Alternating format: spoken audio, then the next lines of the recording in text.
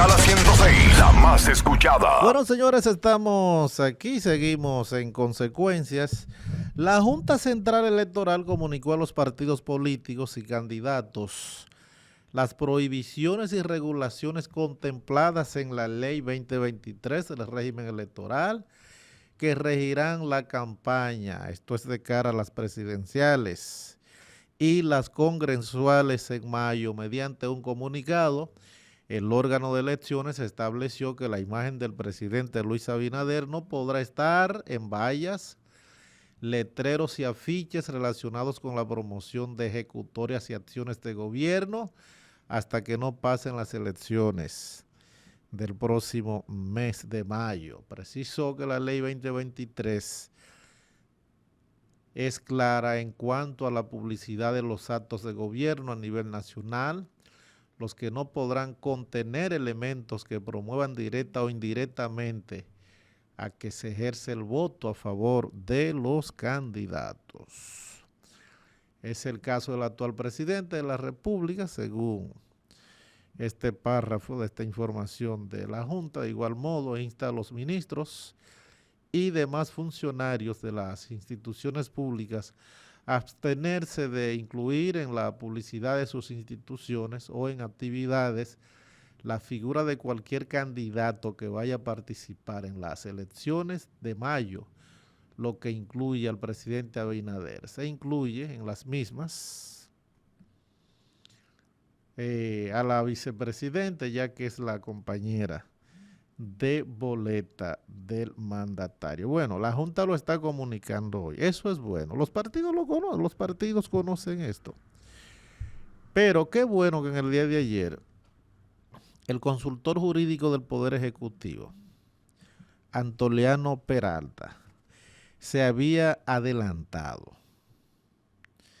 Incluso hizo una advertencia a los funcionarios y les aclaró: no es solamente el presidente de la República. Todo el que esté en una institución pública como responsable en lo que tiene que ver con el tema de las inauguraciones. Eso es importante. Ahí vemos los partidos de oposición que dicen esperar que el presidente cumpla. Bueno, pero se adelantó el consultor jurídico que encarna los intereses del gobierno en las funciones que le confieren, y comunicó eso. Sí lo hizo. Es un mandato del presidente de la República. Y qué bueno que la oposición está esperando que se cumpla. Lamentablemente, lo que no hizo, con excepción de los que nunca han estado en el gobierno, todos han estado. Lo que no hicieron en los momentos que a esos partidos les correspondió estar en la administración pública y respetaban todo. Pero un día hay que comenzar a cumplir las leyes y las normas, ¿sí? No importa cuando se inicia. Si es ahora que tienen que aplicar eso, que lo apliquen y la ley lo dice, entonces hay que cumplir la ley, porque la ley es la ley. Hay que cumplir lo que establece la Constitución, porque la Constitución es la madre de leyes. Hay que cumplir los tratados internacionales que han sido ratificados por el Congreso de la República, porque son acuerdos para cumplirse. Hay que cumplir. Siempre escucho por ahí voces de personas que evidencian a distancia que son ignorantes, que porque se le da cumplimiento a normas establecidas anteriormente, entienden que no, sobre todo con el tema de la frontera, con el tema de Haití, porque todo lo que se discute aquí en materia internacional, lo que más preocupa a un grupo, oye, bueno, un problema interno es Haití. Cuando se habla de migración, nadie aquí piensa en los cubanos, en los venezolanos, los colombianos, europeos, estadounidenses, los orientales, sobre todo los chinos, no, en Haití. En Haití, es en Haití. Y es entenderse también, porque Haití es el país más cercano que tiene la República Dominicana y son los haitianos con mayor necesidad a abandonar su territorio por la situación de pobreza en la que vive Haití. Y ahora, con esa ola de criminalidad, aún más. Pero este es un tema que nosotros queremos tratarlo más adelante. Pero siempre se va a Haití. ¿Por qué? Dime tú. Haití está aquí dividiendo una isla pequeña, la isla de Santo Domingo. Haití está muy, muy cerca, muy cerca. Señores, el Ministerio de Trabajo anunció 142 vacantes de trabajo en La Romana y el Distrito Nacional, las cuales serán ofertadas al público en general el próximo viernes. A 22 estamos en ambas demarcaciones. Algunos dirán, pero ¿por qué decirlo por aquí? Bueno, señores, con la situación, con la realidad que se está, por ejemplo, en el sistema educativo, hay profesores aquí que pasaron el concurso de Neiva, que han tenido que irse a la línea noroeste porque por ahí es que aparecieron plazas para impartir docencia, han tenido que irse allá o para Higüey. Esa es la realidad. A lo mejor dentro de esos empleos tenemos sureños que a lo mejor viven en esa zona y no tienen la información. Si lo decimos por aquí en consecuencias, porque siempre están en sintonía con este espacio, se informan y van a ver en el lugar donde se están ofertando estos empleos. O sea que vale la pena siempre ofrecer las informaciones, sobre todo lo que tiene que ver con la garantía de empleos para las personas calificadas que necesitan trabajar. Señores, el Senado de la República sesionó en Baní al cumplirse los 260 aniversario de su fundación. Baní es la cabecera de la provincia Peravia. Y allí se aprobó en segunda lectura una ley importante porque incluye el teletrabajo como modalidad laboral en la República Dominicana. Con esto se modifica la ley 1692, que aprueba el Código de Trabajo, y se incluye el teletrabajo como una modalidad. Y esto pues es interesante. Es una propuesta tanto del senador Santiago Zorrilla como de su colega Aris Iván Lorenzo. Imagino que es Iván Lorenzo, Antonio, en la provincia de Elías Piña. Y qué bueno, porque yo como que nunca yo no había oído a Iván Lorenzo con una iniciativa legislativa como esta en el Congreso. Y se lo tomaron muy en cuenta en la provincia de Elías Piña.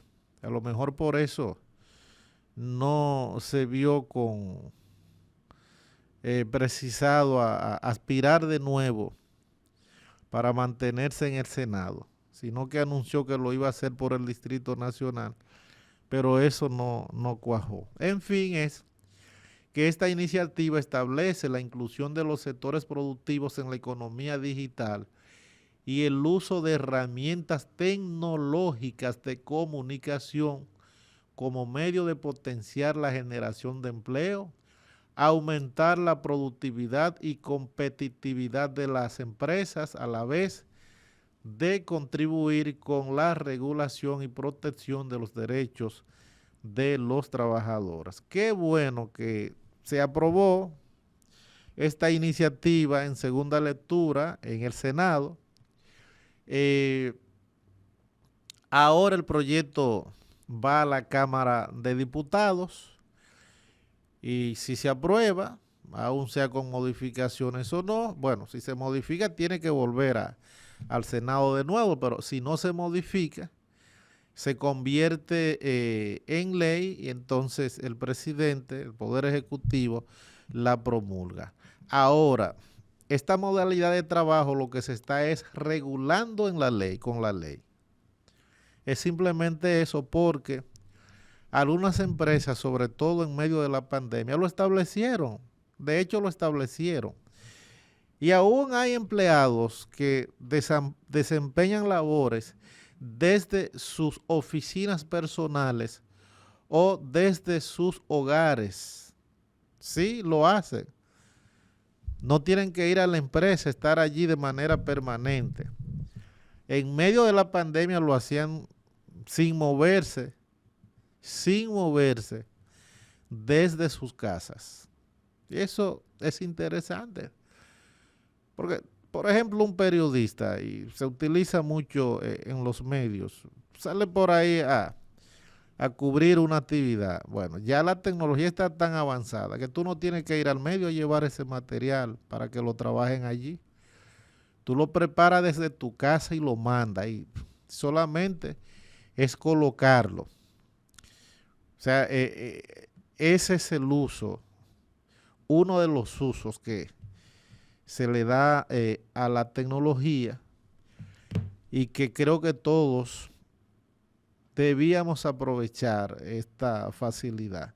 Debíamos, porque hay gente que está muy ajena a eso. O sea, ni siquiera conoce que estas cosas existen y que es posible desde el lugar donde tú te encuentres realizar una labor productiva sin tener que estar ahí.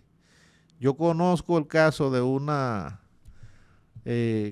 amiga, una conocida de la población de Galván, de ahí de la tierra del compadre Buenaventura Jiménez. Él me cuenta que desde ahí ella trabaja para una empresa en los Estados Unidos y controla ya una empresa, creo que de transporte, Antonio, desde Galván. O sea, trabaja allá en los Estados Unidos. Claro que sí. Tiene su salario ahí en su casa sin moverse. De ahí lo controla todo. Oye, a los Estados Unidos. Pero puede ser también, puede ser en China. Pero ahora mismo, señores, las conferencias, hemos participado en varias actividades, seminarios. No todos los conferencistas internacionales van a las actividades que se programan aquí. Lo hacen a través de la tecnología. Es así que lo hacen. No tienen que estar ahí. Y los presentes aprovechan esas orientaciones, esas ponencias, sin tener que hacer ese gran sacrificio trasladándose de un lugar a otro.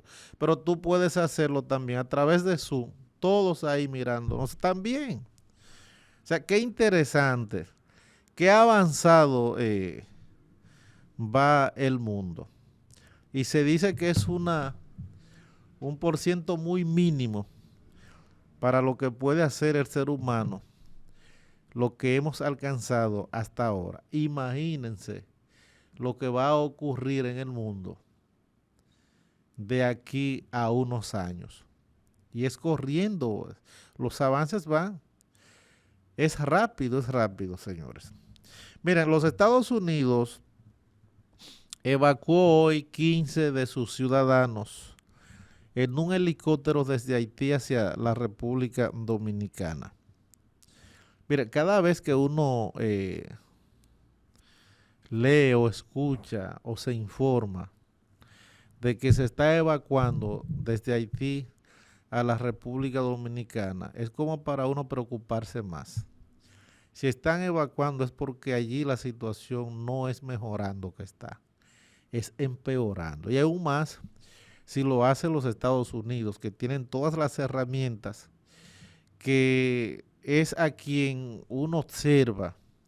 Las bandas tienen miedo a crearle cualquier situación desagradable. Y están los Estados Unidos evacuando.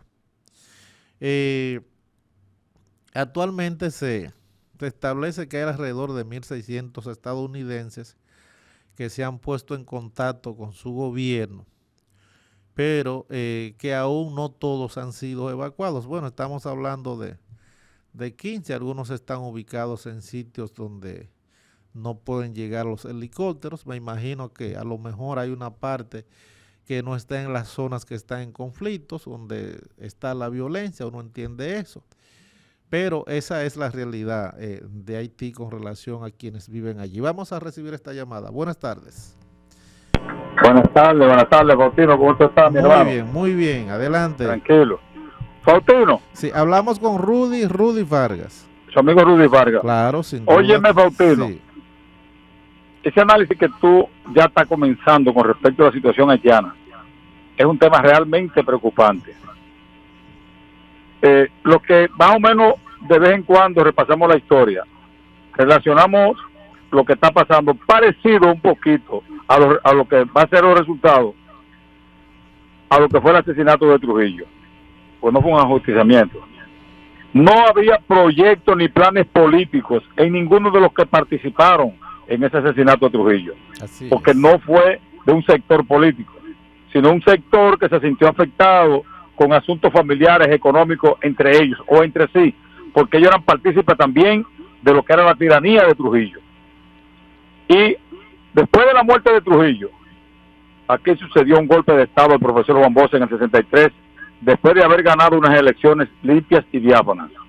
Pero por la debilidad institucional, eso provocó un golpe de Estado. No obstante, el golpe de Estado también originó la revolución del 65.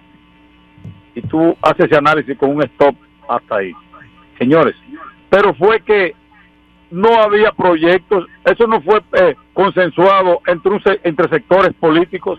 Ahora mismo, en Haití lo que hay son pandillas haciendo desórdenes. Tú no sabes ninguna planteado propuesta de un gobierno democrático, un gobierno sostenible con el tiempo y de desarrollo. Ahí por eso es que ahí no se sabe cuál es la cabeza ni qué es nada. Ahí yo no me explico qué va a pasar, como tú dices y como dicen muchas personas, y digo yo también, qué va a pasar con esa sociedad. Ahí hay un problema y por eso yo he dicho, los organismos internacionales, como la OEA y otros organismos más, deben penetrar Haití y conjuntamente con ellos construir una sociedad económica, empresarial, una sociedad totalmente fuerte, con mucho conocimiento, política y una sociedad. Ahí no hay ni deporte, ahí no hay nada, ahí no hay cultura. Ahí no hay nada, hermano. Yo no sé qué va a pasar con ese país y no se dejan orientar, porque ahí son grupos que cada día más se están fortaleciendo de lo peor, porque solamente en un país que quiere ser viable y los que están al frente de buscar esa viabilidad, los que van a unas cárceles públicas donde están todos los delincuentes, a abrirle las puertas para que formen parte de su proyecto, o no de su proyecto, sino de su banda, ahí no hay que buscar. Muchísimas gracias, hermano. Sí, gracias por la llamada, muy atinada. Miren, y a propósito, oye, pero el otro día la CELAT aprobó una comisión, un consejo de gobierno, lo del nombre no es lo interesante, sino un equipo que se encargue al menos de organizar elecciones en Haití. Yo no entiendo, porque en medio de ese desorden, ¿cómo se logra? Y aún siguen negociando. Todavía están las negociaciones y no se le ve una salida, o sea que no se ponen de acuerdo. no se ponen de acuerdo. Lamentablemente esa es la realidad. Más sin embargo, la ONU sigue esperando, pidiendo que reciban la protección de los refugiados. Pero ahí vemos a los Estados Unidos amenazando que no descarta enviar militares, que en cualquier momento, pero nada de nada. Vamos a recibir esta llamada, Antonio. Buenas tardes. Se cayó la llamada. Estados Unidos simplemente amenazando. Hoy no he escuchado hablar de Kenia.